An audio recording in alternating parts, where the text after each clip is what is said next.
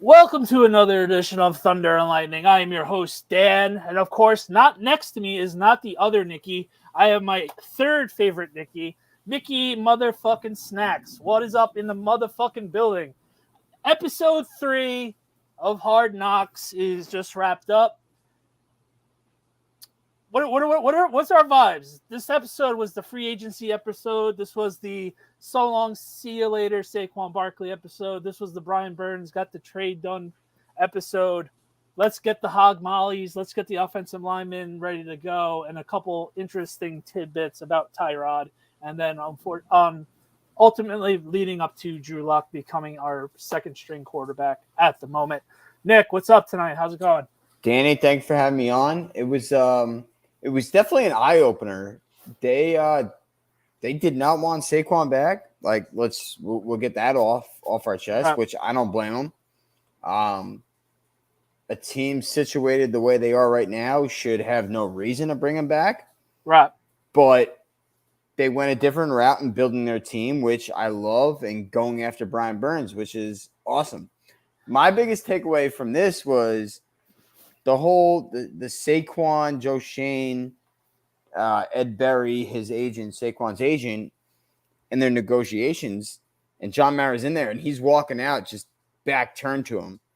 I was like, whoa, that's John, get with the times. Like, yeah, you know what I mean? Like, you hire Joe Shane because he's with the times, he knows what he's doing, but the owner of your company goes like that, walks away from you. That's tough. That's definitely tough, and it's just the ultimate, like, all right. And then you hear Joe Shane says, trust me on this. Obviously, we've seen the last couple of weeks, and we've seen it numerous times over the last couple of years. Mr. Mara basically said he's basically our franchise. So, Obviously, when you lose a caliber of player like Saquon, it obviously hurts. But the Giants pivoted to the right directions of how to ultimately grow this team into the future and hopefully becoming this perennial playoff team. That would be obviously the ultimate goal, especially you and me. We are more of the more bitter Giant fans. You're more than I am. You make me look sane sometimes on Sundays and Mondays and Thursdays, depending on the game. But when it all comes push to shove, as much as it sucked that we're going to see Saquon in the Eagles jersey, it was ultimately the best decision to do. Obviously, this upcoming season is going to look rough, but towards the end of that contract, we're going to be sitting pretty, and hopefully for the Eagles' sake, it's like, all right, bad karma for them, you know? Well, without a doubt. And if we were in any position to be situated to win a division or even compete in the playoffs, then Joe Shane makes that deal. We're not. 100%. We're not. And I guess I give Saquon credit. He said we never came back to him with an offer, and this episode showed that we didn't. Right. And that was the good rope-a-dope. And that was the good rope-a-dope by HBO. Yeah, they brought us right in on that. Teased us and brought us right in. Yeah, HBO doing HBO things. We're big HBO fans, so we knew that was coming at some point. But it was really interesting to go see what's like the inner workings of what free agency day is, and him and Dave's were talking of like what are our top 5 players in each bracket on what to go after and everything else like that. I found that to be interesting. I'm a sucker for that, especially playing fantasy football and baseball. And obviously with your background in fantasy sports, it was like cool to see because we tend to do those lists, obviously a lot cheaper situations, but with like seeing how they were ready for the moves. They were playing chess instead of playing checkers. Right. So that was really good to see. And they nailed all the top guys that they wanted offensive line wise. So I don't mean to interrupt, Danny. Go for it. That was my biggest thing. They had a big board of players they wanted, like Hunt at guard. They talked about Runyon. They had Illuminor. Granted, Runyon and Illuminor, their prices were a little bit higher than Joe Shane would have thought, but like he said, that's free agency. So they didn't go out and spend $15 million a year on Hunt, which I will say I'm happy that they had him in mind, and that that the offensive line is the number one priority, which is huge. For sure. And I like the cohesion with him and Dable. Like, hey, you like this guy? You like this guy? This is what we're thinking. This is in our budget, and they're writing it on the whiteboard and whatnot. And Dable's approving it. So while I don't think our roster is there yet, obviously, no. So many what ifs, obviously. But the fact that they have that cohesion, that they're talking about player personnel together, right, and what the coach wants as what the GM sees, to me, that's a good sign. Yeah, I'm with you on that. So as you obviously know, John Runyon and Illuminar signed basically right away for us. And it was basically Illuminar signing really confuses the hell out of me. In terms of, all right, he's a tackle. He was decent at tackle for the Raiders the last couple of years. He can play guard, but obviously with looming of Evan Neal, I know he's your favorite Giant right now currently. I would do anything for him to be off the team. Yes. Right. And it just seems to be there's that non-factor of Illuminar is going to be our guard going into training camp next week. And that's concerning because as of right now, Josh Azudu is coming back from an injury, and he's basically our backup tackle on both sides of the ball. And he wasn't good when he was healthy. He was far from good when he was healthy. He basically killed Daniel Jones with the neck injury last year, if you remember correctly. Trying to put it politely, yeah. So, yeah, that I'm trying not to be negative, but that's just the looming of knowing how the team is building at the moment. And I wish we can see Illuminar play right tackle and just compete for that job and see wherever Evan Neal could probably be slated at guard. But obviously, year 3, we have at least one more year left with Evan Neal. So could it be middle of this year, towards the end of next year, that we'd move him to guard? It might be too little too late, but we shall see. Yeah. And I will say it raised my eyebrows. I think this regime has a lot more confidence in JMS at center than maybe the fans do. Yes. Because he goes, well, we have JMS, AT, and then if we can bring in Runyon, then we'll have a solidified 3 guys. Right. Joe Shane was saying that. So I like the fact that they have that much confidence in him. Now we'll see this year, because going into last year, that was my favorite draft pick in a long time. I was like, we need to solidify the center position. We haven't had somebody, a leader in the middle for what, since O'Hara. Basically, yeah. And I was so pumped for him, and he disappointed. He was not great. I know he was injured and whatnot.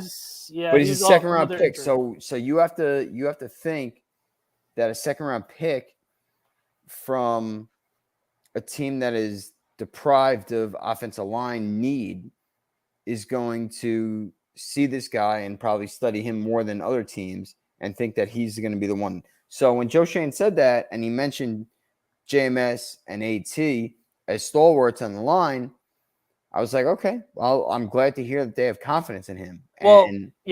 And then with him he was a plug and play starter right away because he was one of the COVID seniors. So correct, yeah. He was playing at Minnesota for 6 years basically. So it's the same thing with Tyler Newbin this year, our other second round pick from Minnesota. So it's going to be interesting to see how they mix and match next week and going through this whole summer of what the offensive line is going to ultimately be. But the moves were there. They took care of, and they got the 2 guys that they wanted. 2 out of the 3 guys ain't bad, especially them being the price of what Hunt was. So that's just smart business. Hopefully at the end of the day,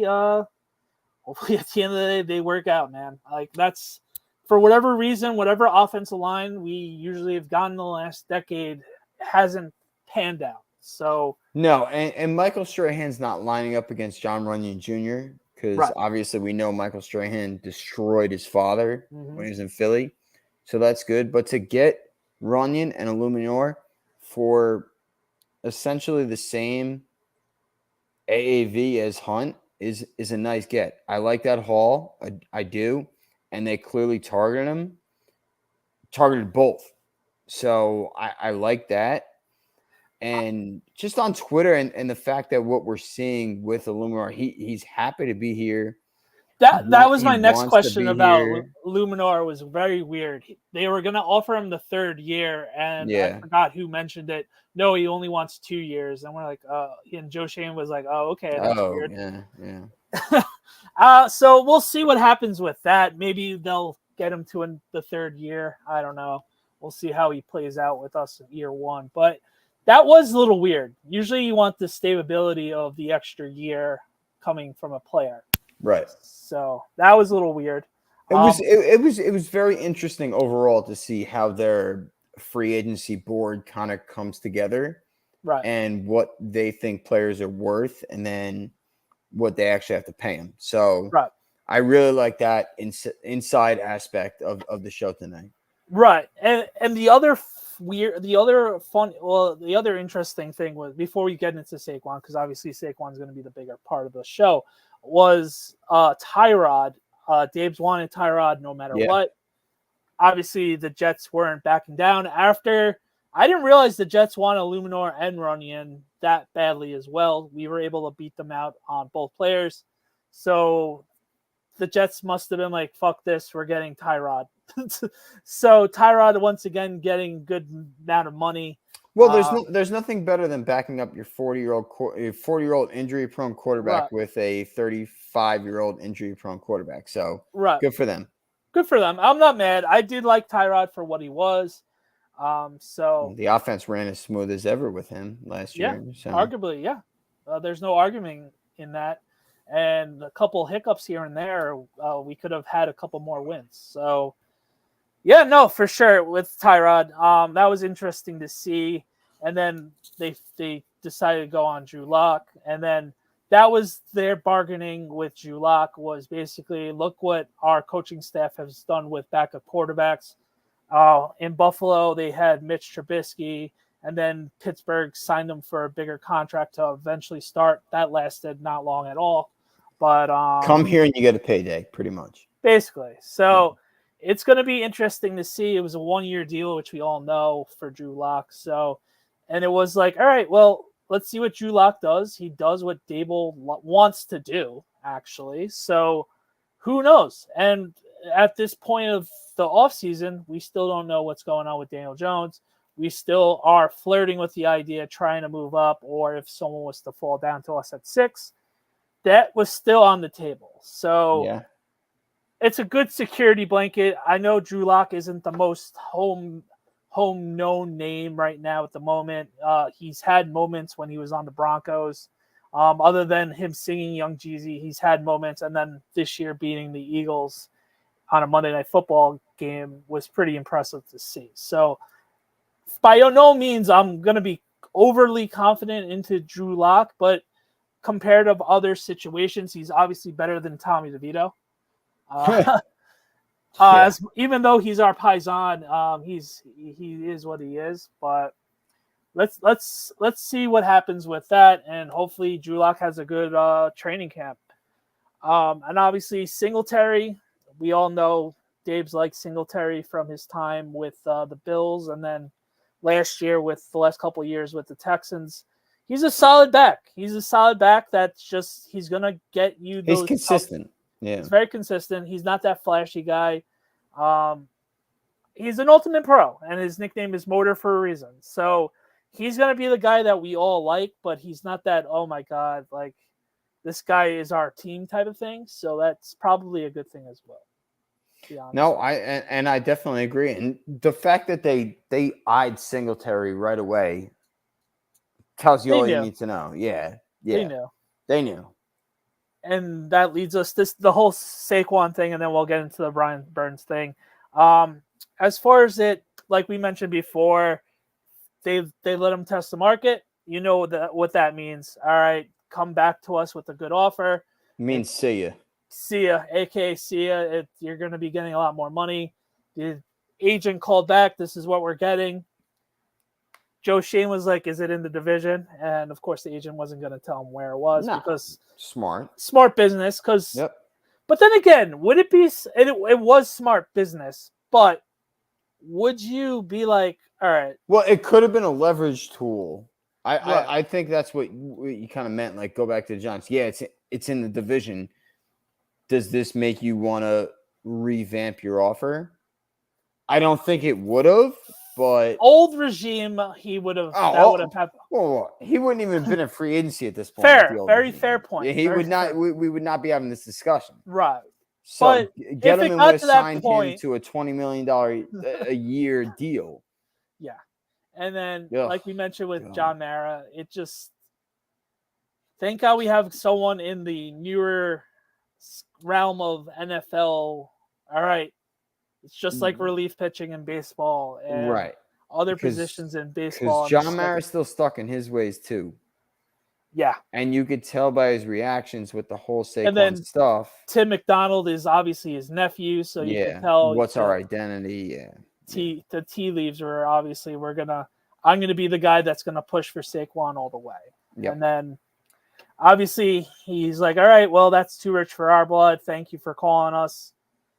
And it's tough to see good players leave, but honestly, like I mentioned, absolutely. But when it is a running back like that, and he's getting $13 million a year, for a rebuilding team like we are, no, sorry, no, absolutely not, not. We're just gonna have to take the beating. If we weren't paying Daniel this much money, then I would sign him, right, and say, okay, whoever the rookie quarterback coming in was, here's your best weapon, right. But that's not the way the cookie crumbled. So no, it's no point of crying over it. No, it is what I don't even have to talk about it anymore. And then they broke down the trade with Brian Burns. It was basically, if we get Brian Burns, that means see you later, Xavier McKinney. I've always liked McKinney, but I'll be honest with you, safety is the other position on the football team where it's just like running back. Yes, we could overpay him, but right now with so many holes on the team, why would we? Why would you? And Jason Pinnock was playing relatively well, and what McKinney was getting, not saying he's not worth it in the upcoming years. Packers are always in that perennial playoff push, so they're able to pay that money. And the Packers, they never really pay that money. No, so, they never go out of the way for that. McKinney's a great ball player. He is. He plays every snap. Right. He's a miserable, shitty tackler, but whatever.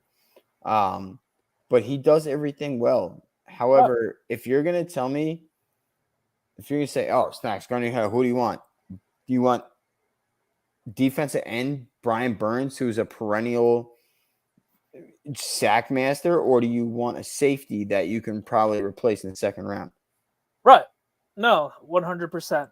You're going pass rusher. It's a very easy answer, yeah. You're going pass rusher. He's under 26. 27, they mentioned. You're teaming him with Thibodeau, and then you have Dexter in the middle. Like, that defensive front, and I said this on Talking Giants last week. By the way, that episode was embarrassing. We'll get into that later. That's okay. The only reason of optimism is the defensive line and the front seven are fantastic. And you're forgetting Ojulari. Ojulari is able to be that I'm third not guy. forgetting Ojulari. He's not good. He's terrible. He's not good, but for him to be the third guy, we've seen him when healthy. He could be a difference maker. Yes. For the 4 games. Keyword healthy, but him being the third rusher, contract year, I like my chances with him. Glaber Torres is in a contract year, and he's the worst. All right. We don't have to get into Glaber. We know he's a dog. Just saying. We know he's a dog. Just saying. You're not wrong. And if it wasn't for the Orioles pushing back their fence in left field, who knows what would have happened. But he would still suck. Except when they play the Orioles. But yeah, I digress. Obviously, Brian Burns, it was funny because the GM for them is very tight with Joe Shane. They mentioned towards the end of the episode that their daughters are good friends. How old is that daughter? She must be in like high school or approaching college. But but they're good friends, and they were trying to get a 7th-round pick out of it. And Joe's like, "Come on, let's just do the deal. We gotta get players too. Come on, knock it off." And then they ended up settling for the picks that they originally negotiated. So looking back on it, it was the first 2nd-round pick that we had, and then a 5th. Was it a 5th? And then another. Yeah, pick. And then we got back as the 6th? And a 6th, and Brian Burns. Something and like then, that, yeah. And then a pick next year. So obviously, I'm excited for Brian Burns, like you mentioned. KT, we need. He had a very good, productive season sack-wise last year. For him being a top 10 pick, there's just so much more. Top 5 pick. Oh, that's right. Yes. Neil was the 7th pick. Yes. Sorry, I had them mixed up. But yes, a top 5 pick. He has to have that breakout season this year, all over the field. You know what I mean? Especially when you're gonna expect to pay this guy in 2 years. You know, because they're gonna pick up his 5th-year option. There's no doubt in my mind, unless he completely gets hurt this year or just has a shit year. You know what I mean? So we're gonna have to have him be that top 5 pick, and it's there. Can we get it more consistent? Yes.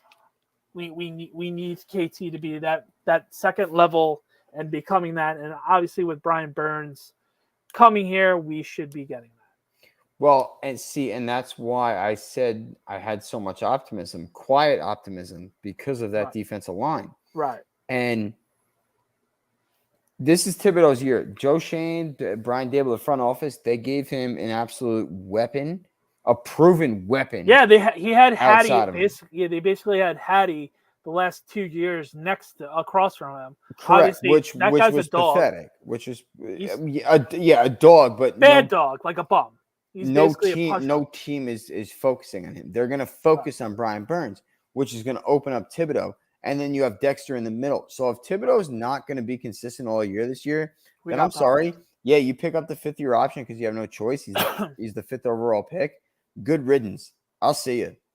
Like, you need to show me something now. Sorry, have to. No, 100%. It's must make it or break it year for him and Evan Neal. Obviously, we please. I know. I'm not optimistic about Evan Neal, but he's still a top 10 pick, and we have to use him until we can. He's an atrocity. Yeah, so far. And he hasn't been healthy, and that's added to the disgracefulness. There is nothing about him that should be looking forward to. No. The only thing I look forward to with Evan Neal is when he's cut. All right. I get it. Oh, I'm just saying. I'm with you. I'm with you. He was so good. I know it sucks. It sucks. He's a top 10 pick. He was so good at Alabama. Yeah. It was phenomenal. But that sucks. We thought we had 2 players of position in need, Thibodeau and Neal, and we thought we were set. And nope. No. We're not even sure that we have one. So. Yeah. No. Yeah. So hopefully. Good job, Joe Shane. Keep smiling. You fucking. Okay, so I saw that tweet before we started. Yeah, he was a little smiley for your liking. He's too smiley. He hasn't done anything. Stop smiling. Be a man. Be a man. Don't smile. No, it makes me sick. He's like, oh, I'm the smartest guy in the room. Yeah, are you really? Well, look at your draft classes. They all kind of suck so far. Yeah, not great. They all kind of suck. You signed 2 long-term players in Dexter and Andrew Thomas, who you didn't even draft. You walked into 2 top 7 picks, one of which is an absolute disaster, and the other you may not even re-sign. Yeah. You paid a guy $40 million to be a quarterback every year. He's not good. You drafted a gadget wide receiver early in the 2nd round. I like Wandell. So do I. He was not deserving of where he got picked, though. I agree. And then Hyatt. I like Wandale a lot. Hyatt, yeah, he can go long. Awesome. Can't run a route to save his life. Yeah, today he tweeted something about like a bat. I don't care. I'm done with the tweet. I'm done. I don't care. I'm just saying I have to say perform. But Joe Shane has nothing to be smiling about, and it's getting me real angry. Yeah, rage. I like your shirt, by the way. Greetings from Asbury Park, by the way. Thank you. I knew you'd appreciate it. Very nice. So next week is basically free agencies wrapping up. It's wrapping up.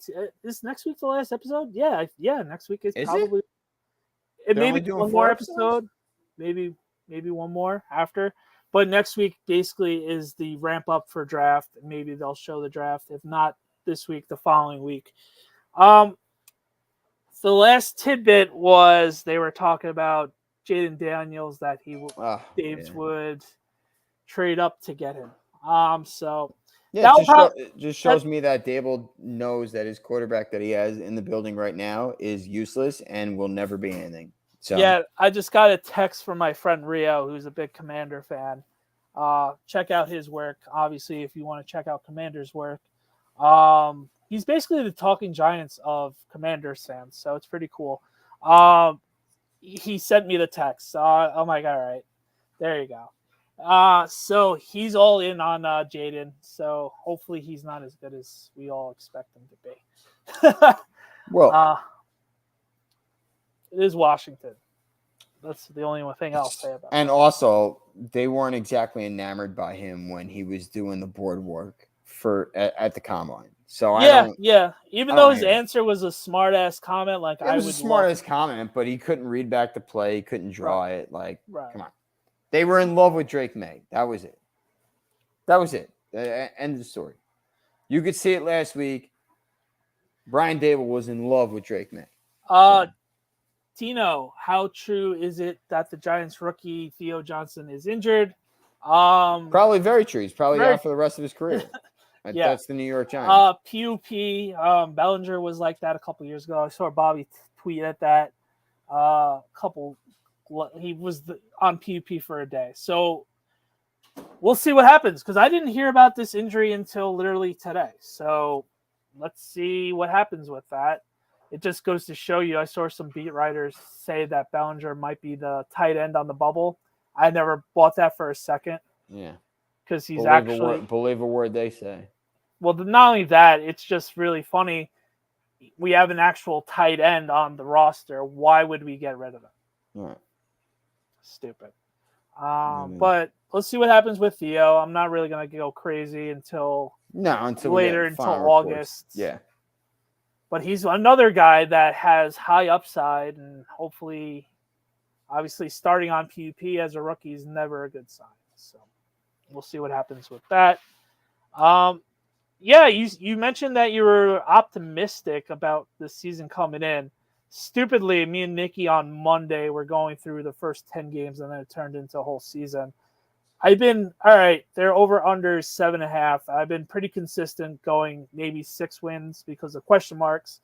I guess Nikki got me on a good day, and I, for whatever reason, said 9 wins. So I guess 9 wins is the upside. 6 is where the safe space would be for me to pick. I would say it's right in the middle, right there. Yeah.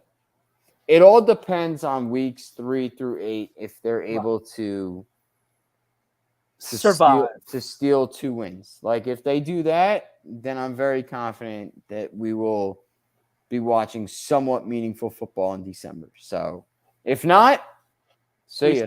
We suck again. We suck again. All right. That's that. So I've been harping all season about Dable and how good of a coach he is. And I'm praying that he in-house realizes how good of a coach he is. Even if it's a bad year, we can have him get the quarterback he actually wants. So, see, that's the weird double-edged sword of how much you like a coach and the coaching staff. You really, at the end of the day, it's all about wins and losses. And if we have a big stinker like what it looked like last year until they woke up, you can't justify him staying. And it's going to be louder and louder, and his seat's going to be warmed up a bit. So, I don't know. What do you think about Dibs? Because you and me both loved Joe Judge, and we both got suckered for that. Yeah, I loved his words, but his coaching showed otherwise. I love Dable's coaching. Right. and I wish he would be better with his words. So Yeah, no, I agree. I'll take coaching over words any day. Just I hope he gets his fair shake at a guy that he drafts, him and Joe Shane draft, and that he can mold. And then you go from there. No, definitely. 100%. That's it. No. Nikki, you have anything else before I wrap it up? No, I appreciate you having me on. It's always a pleasure. And I got to say, this Hard Knocks version of the offseason is awesome. It's so much better than the in-season. Just the wheeling and dealing and free agency side of it. Not even as a Giant fan, just overall, it's so cool. So I appreciate you having me on. No, I thank you for coming on. And like you mentioned, I was getting texts from other fans saying how awesome this is. So I hope they keep this style of Hard Knocks on. Same. Because it's cool to see how they're wheeling and dealing, getting the combine. You and me are suckers for this type of event. So these events. So true. True. Yeah. So where can we find you on social media, Snacks? You can find me Nicky Snacks _ Twitter, anywhere you want. That's All it. right. I tweet a lot of bullshit, a lot of Yankee hate, a lot of Giants hate, and then I have a lot of love for the Knicks. And then I tweet a lot about Wheel of Fortune too. So yes, that's me. And in a nutshell, Danny, I appreciate you. Thank you. By the way, fantastic as always. As always, thank you for hopping on with me. As always, find us on YouTube, TNL_NYG, like and subscribe. And of course, that's Sports Network. And then you can find us on all socials, TNL_NYG, and my new IG, DannyB_NY. Nikki, the other Nikki will be back on Monday. She was covering the better one today. The better, don't let her have that much credit. She's not going to watch anyway. The prettier one. The pretty one. Yeah, we could say that. Well, I could say that because I'm hideous. So yeah, it doesn't take much with you. Anyway, thanks for watching tonight. Please like and subscribe. We will see you on socials. Have a good night, guys.